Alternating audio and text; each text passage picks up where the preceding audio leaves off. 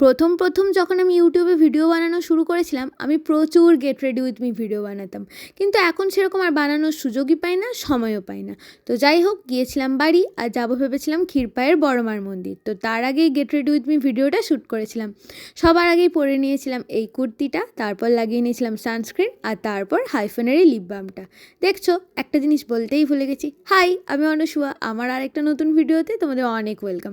নিজেকে তো ব্লাশ করানোর কেউ নেই, তাই নিজেই নিজেকে ব্লাশ করাচ্ছি এই ওয়াটার টিনটা লাগিয়ে।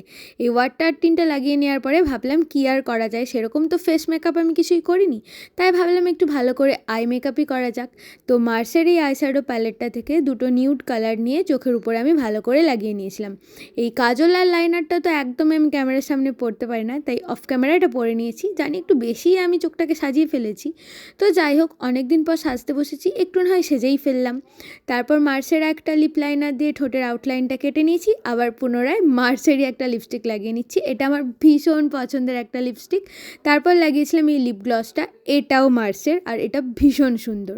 আর আমি সেরকম কিছু জুয়েলারি নিয়েই যাইনি, মিনিমাল কিছু জুয়েলারি নিয়ে গেছিলাম। তাদের মধ্যে এই পার্ল ইয়াররিংটা পরেছিলাম, আর হাতে এই ব্রেসলেটগুলো, আর মায়ের এই ঘড়িটা। আমাকে কেমন লাগছে অবশ্যই কমেন্ট করে জানিও। এটা হচ্ছে আমার ফুল লুক। এটা বাড়িতে, তারপর এটা মন্দিরে গিয়ে একটু শ্যুট করে নিয়েছিলাম। তো যাই হোক, আজকের মতন আমার এই গেট রেডি উইথ মি ভিডিওটা এতটাই। টাটা।